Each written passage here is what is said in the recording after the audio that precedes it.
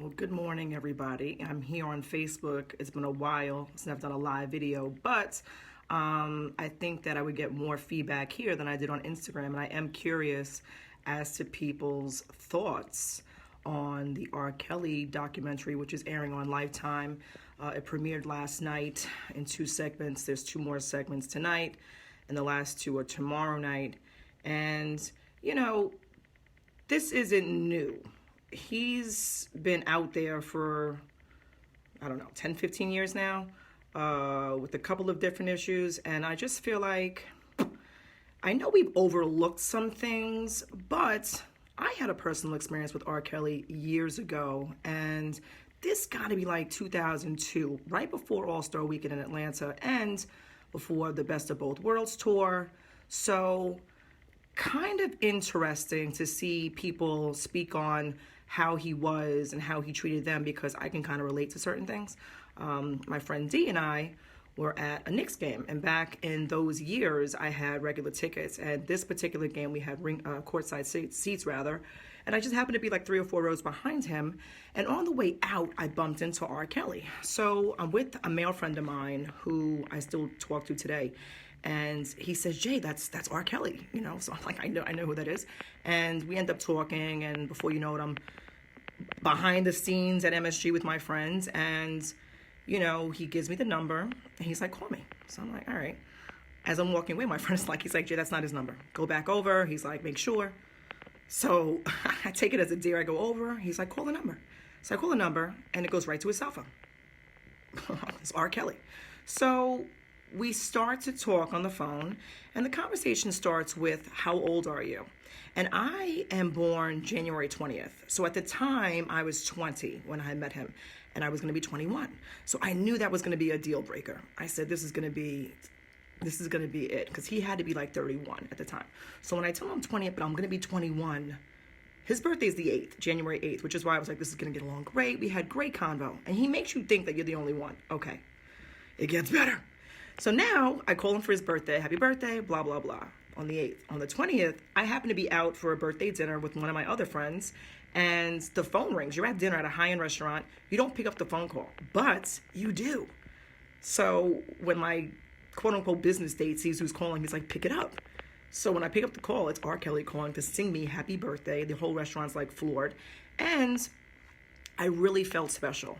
We had already had plans to link up at All-Star Weekend that year. I want to say it was like 2002 in Atlanta. At the time, I was working with Jamal Turner, a clothing designer. We had different things, models, fashion. I wanted to get involved on various levels of the entertainment.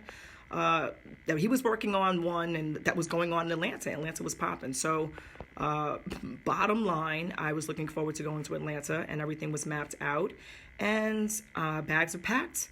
Morning before I go, I get a phone call from my black grandmother. For those who don't know, I'm biracial. I'm black and white. So my black grandmother calls me in the morning. Everyone knew where I was going. R. Kelly was like the hottest thing, like next to sliced bread. So my black grandmother calls me right before I leave for the airport. She's like, Jenna, is this R. Kelly? Is his first name Robert? I said, yeah, that's what the R stands for. So she's like, have you read the newspaper? Have you, turn on the news, anything? So I'm like, no, I'm packing, my car is coming. Well, anyway, my black grandmother did not let me go on this trip. And I think it's important that people speak up, because I didn't know what was going on. I took somebody else to say, hey, listen, there's a problem here. I was also much, much younger. I'll be 38 this January. But all those years ago, I don't want to think I was naive, but I'm happy I didn't get on the plane, because who knows? You look at these documentaries of these women, and they were like, in the closet. Like, it's just, when you're looking at, and I hate to laugh because it really isn't funny, but I just feel like I dodged a bullet. So, number one, I think if you've had an issue, you need to say, like, there's an issue, flag on the play.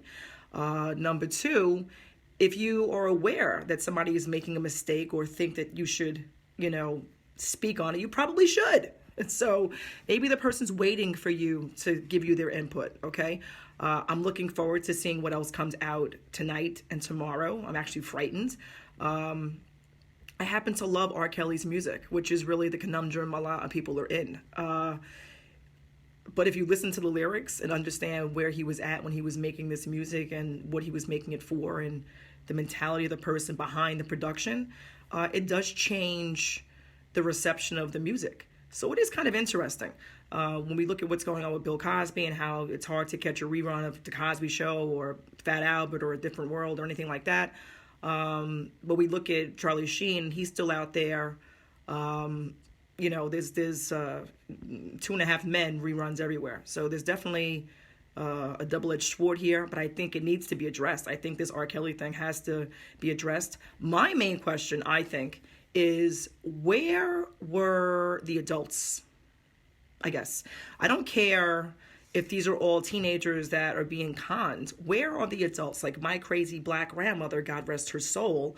Where was the crazy relative to say that doesn't sound right, you can't go, you're too young, you're not traveling by yourself at 17?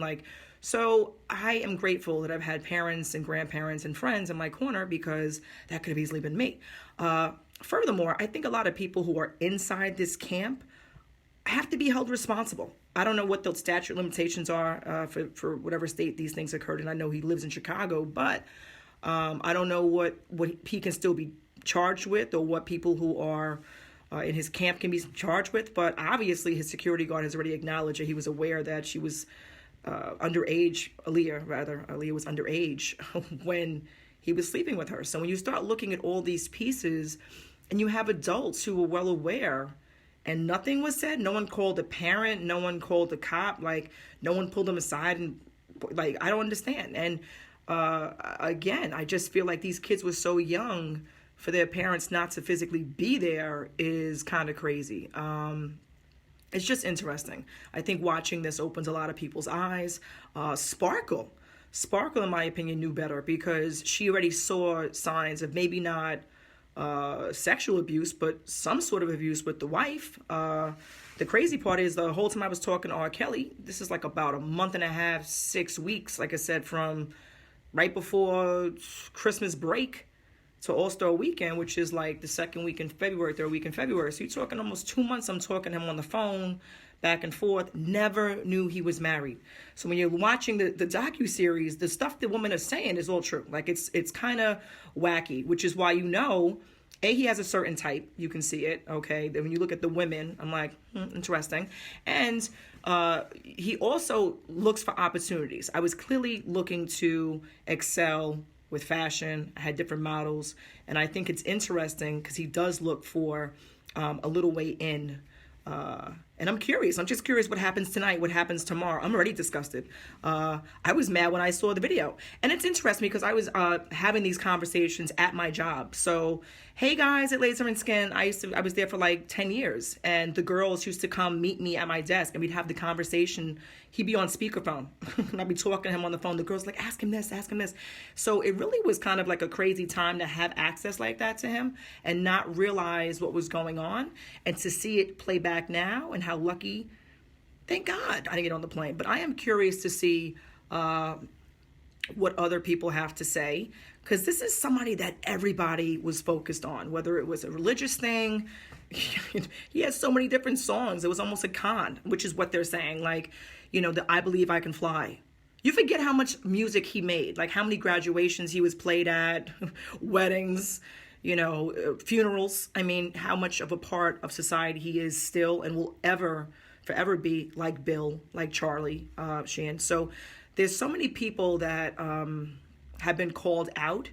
If you were going to rip everything from Bill, I'm not saying to rip it, but I mean, listen, you censored so much of everybody else's. It's you gotta keep things at a parallel, or else it's not right. So again, curious, what charges can be brought against the people in his camp? Because there's no way this is a one-man show. He had beds built into the studio. He had, people going out, high school girls going out, recruiting other high school girls to come. Singers, dancers. Drea, which is his ex-wife, they supposedly was held captive upstairs in the I guess that's the, I don't know, the attic or whatever it is. So it's just interesting when you hear all these different versions of basically the same thing, and here we are listening to his music. And if you really listen to the lyrics, it all makes sense now. It's just disturbing because now you're listening to the song, but you're hearing, understanding the meaning, his intention behind it. And that's really what life's about. You can do what you want, but it's the intention. Was it good or bad? So, the Aaliyah situation, her mother not kind of coming out and being a little bit more poignant. I think that she needs to speak on this because she's kind of culpable. I hate to point fingers. I know her daughter's not here to defend herself, which is part of the sadness here, to watch video and see her and not have feedback personally from her. But if you have eyewitnesses saying this was going down, why wasn't it going down? Why wasn't it stopped? There was no questions being asked. And after the interview, I think it was on TRL, I forget now. But I remember when they were wearing those matching Mickey Mouse outfits, no one had any questions. And because I was younger, I wasn't thinking like, I'm 16, 17. So I'm not thinking how crazy this is. When you're in your, I'm almost 40. So when you look at how old you are now compared to 20 years ago, you think you're grown then. So it's just interesting to watch things kind of unravel. Hey Tanya, how are you? This is going to be a topic of conversation, by the way, for New Year's, just so you know. So for our first show back, I should say. Just so you know, I don't know, it's been a while, guys, since I've been on Facebook, but I do radio Tuesday evenings.